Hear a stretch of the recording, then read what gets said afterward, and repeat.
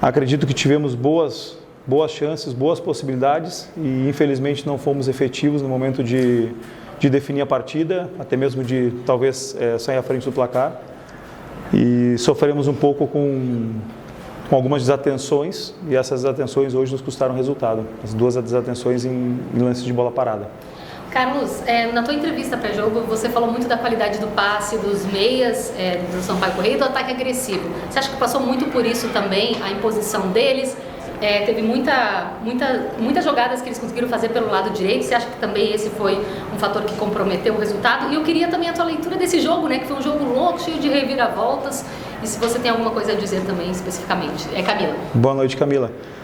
Realmente, Camila, o time de Sampaio tem bons jogadores, como eu citei anteriormente, o Rodrigo dita muito bem o ritmo da equipe no meio campo, o próprio Alexandre, e o lado direito é muito forte com o Max e também com as subidas do Lucas, né? Então se tornou um lado muito forte, acabou alterando porque nos outros jogos eles atuaram com o Eliandro pelo lado direito, que é um jogador que vinha atuando mais por dentro, né? A gente havia preparado inclusive alguns ajustes com relação ao Kaique para trancar um pouco da subida do lateral, em vez de marcar ele pelo lado, como normalmente a gente vem marcando, nós optamos por marcar ele pela frente, bem como o Lobato, mas a gente também respeita, entende a qualidade, a capacidade desses jogadores deles. Acho que sim, que foram impositivos nesse sentido. Nós tivemos dificuldade com essas jogadas do Max, jogadas de fundo, inclusive o lance do primeiro gol pós o arremesso lateral, que acho que o principal fator foi a desatenção nossa no arremesso lateral, e a sequência combinou com o passe do Max para dentro da área e o gol do Sampaio. Então acredito que foi isso. Depois, no decorrer do jogo, muda um pouco a característica, até com a entrada do Iacovelli no lugar do Elias, a entrada do Pablo, que é um jogador de mais contenção, numa medida que o jogo ia ainda mais para o final e depois eles fazem o segundo gol. Então eles acabaram mudando um pouquinho a característica e jogando com alguns jogadores de mais contenção, principalmente o Pablo, que entrou no decorrer do jogo. Eu acredito que foi um pouco esse o cenário e um pouco daquela pergunta que tu me fez. Pode ir. Carlos, boa noite, Thiago Veras da Tupi. Num jogo como esse, num processo assim, de maturação de atletas jovens, em que parece que está perdido, mas de repente tem possibilidade de empatar, tem 2 adversários expulsos, tem várias situações de bola parada.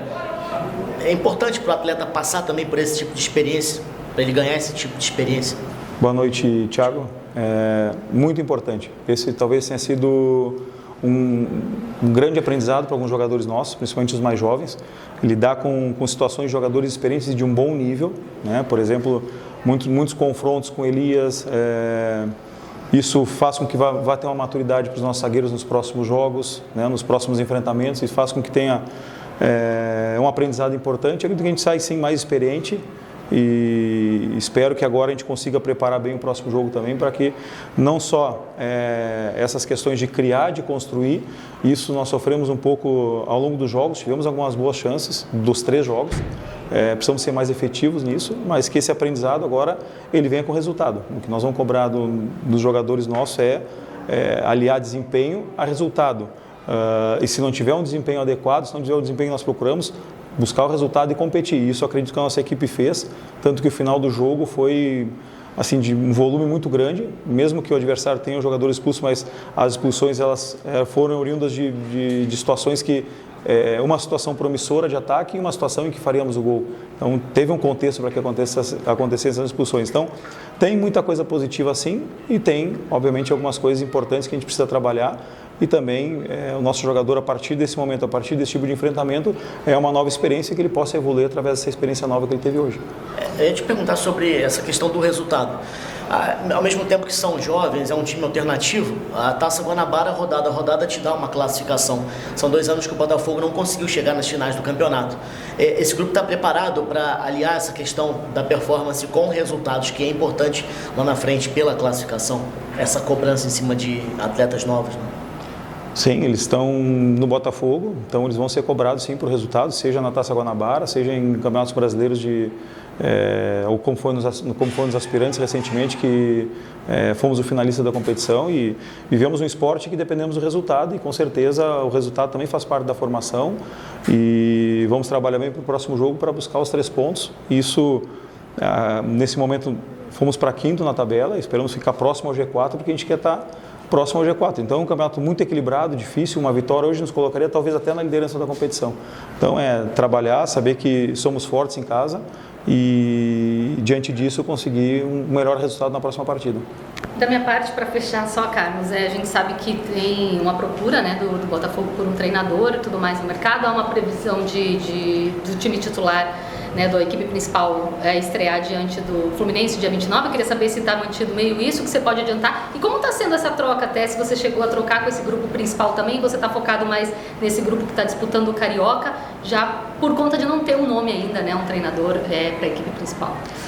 Então, tem um planejamento interno, a gente tem sido bem cuidadoso com esse planejamento interno nosso de treinamento, de preparação, não apenas para quando vão estrear a equipe principal, mas sim para uma preparação ao longo da temporada. A temporada não é apenas a estreia da equipe principal, é uma temporada muito longa e o que nós estamos fazendo no momento é trabalhar, estar atento aos detalhes de treinamento, atento ao detalhe desse retorno da equipe e poder ajudar da melhor maneira possível ao clube, né, e ao mesmo tempo conseguir deixar com que todos estejam tranquilos e que possam, a partir desse momento em que a gente trabalha com esses jogadores, ganhar o tempo necessário para que futuramente tragam um treinador.